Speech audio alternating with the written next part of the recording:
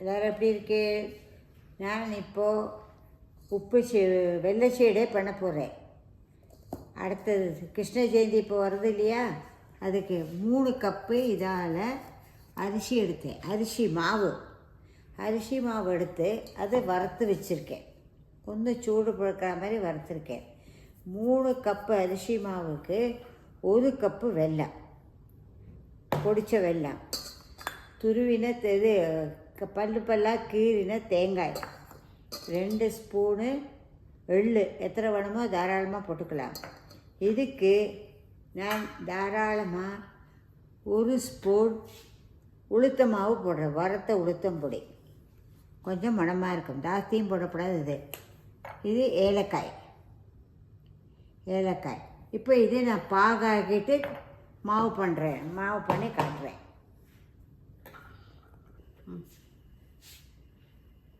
வெள்ளைச்சீடைக்கு இதை பாகு எடுக்கிறேன் தான்.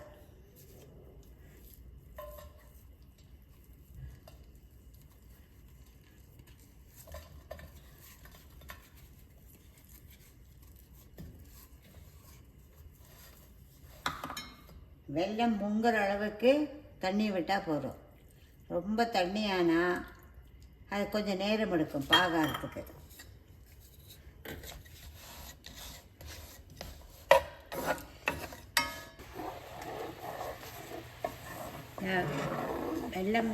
வெள்ளைப்பாகு ஆயிண்டு வருது. இதுக்கு எப்படி பதம்னா, வெள்ளைப்பாகு ஆயிருக்கு, ரொம்ப முருகவும் படாது.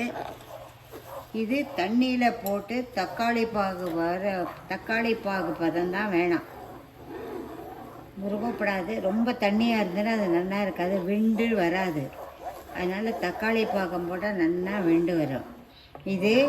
இந்த வெல்லம் நல்ல வெல்லம், ஆர்கானிக் வெல்லம். அதனால் நான் வடிகட்டலை. இதில் கல் மண் ஒன்றும் இருக்காது. இதுக்கு நம்மளை என்ன பண்ணணும்னா, மணமாக இருக்கிறதுக்கு கொஞ்சம் நெய் விடணும். ஏலக்காய், எள்ளு நான் வறக்காமல் தான் போடுறேன். எப்படி இருந்தாலும் அது உருட்டினா எண்ணெயில் போட்டால் வறுத்துக்கும். அதனால் எள்ளு, பல்லாக கீறின தேங்காய்,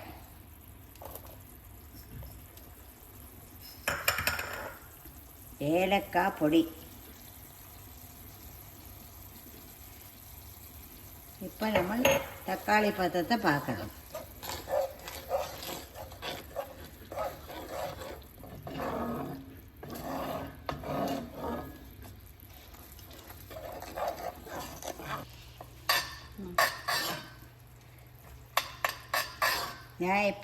நான் ஒரு கிண்ணத்தில் வெள்ளத்தை விட்டு இது பதம் பார்க்க போகிறேன்.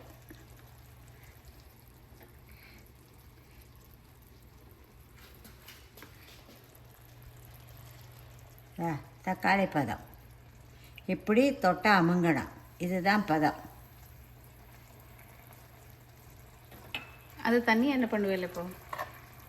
இப்போ நான் என்ன பண்ணுவேன், இந்த வெள்ளத்தை வச்சுப்பேன். நான் இப்போ மாவு போடும்போது இப்போ இனி மாவை போட்டுடலாம். சிம்லாக்கியாச்சு.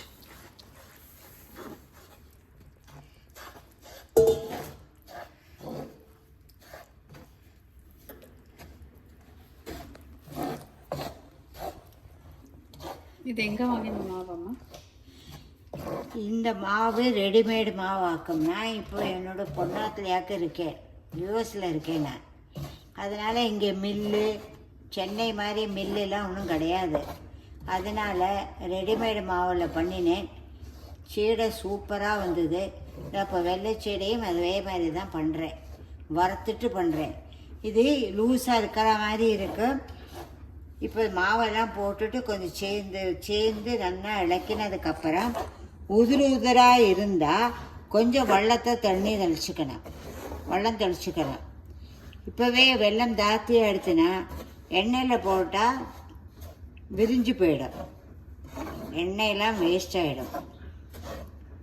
இப்படி வந்ததுக்கப்புறம் ஆறினதுக்கப்புறம் நல்லா இழுத்து பிசைஞ்சு, அப்படி சேர்ந்து வரலைன்னா கொஞ்சமாக இந்த வெள்ளத்தோட வெள்ளம் இருக்கு இல்லையா, அதை அதில் போடுவேன். சூப்பர். நோ அது வேஸ்டேஜ். அதுவும் சூப்பர். அப்போ நோ வேஸ்டேஜ். No wastage.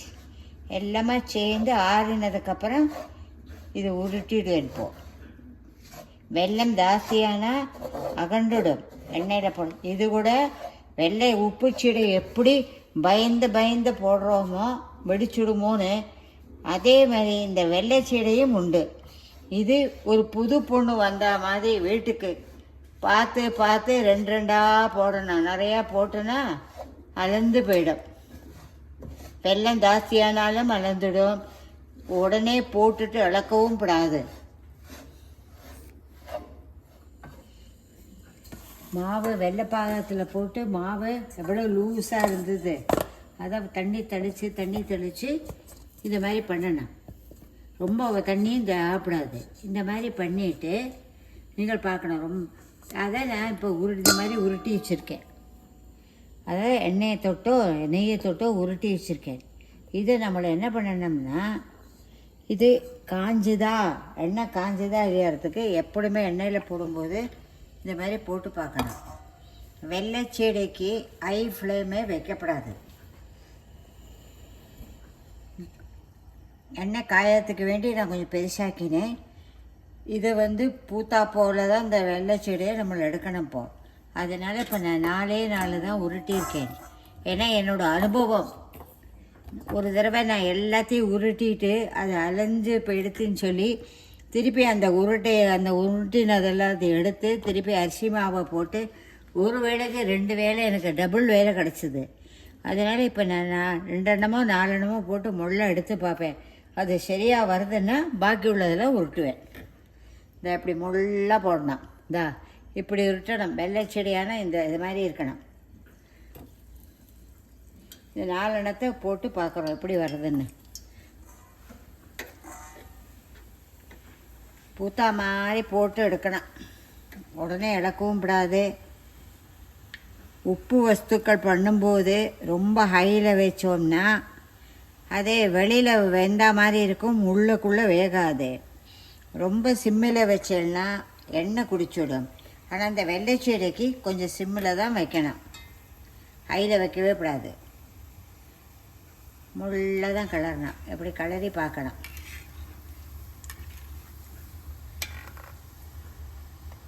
இது எப்படி வருது பார்க்குறோம். சில சமயம் காலை வாரி விட்டுவிடும். இது வருஷம் எப்படி வருது பார்க்குறோம். நான் கிருஷ்ண ஜெயந்திக்கு வெள்ளைச்சீடை உப்புச்சீடை பண்ணும்போது அந்த எண்ணெயை தான் ஃபில்ட்ரு பண்ணி போட்டிருக்கேன். ஒன்றும் ஆகாது. அந்த எண்ணெயிலே பண்ணிக்கலாம். இதெல்லாம் ஆர்கானிக் எண்ணெய் ஆனதுனால peanut oil and coconut oil mix பண்ணினது தான்.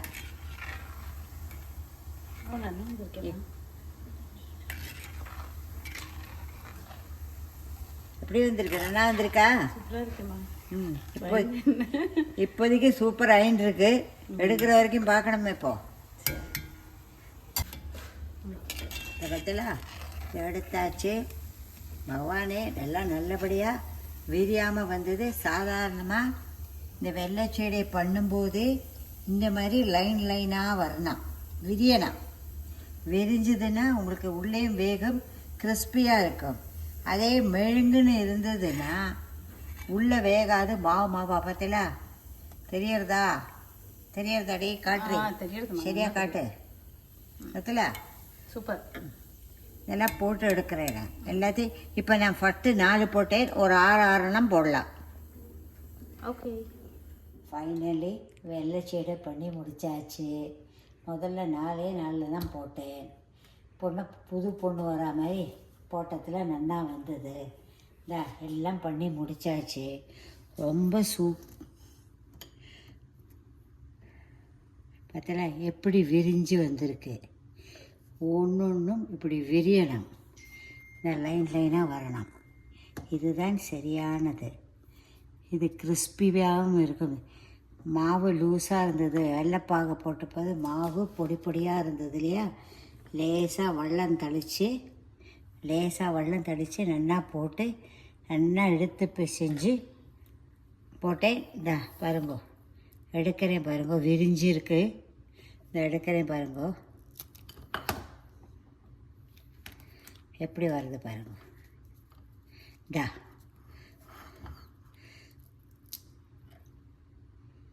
சூப்பர்.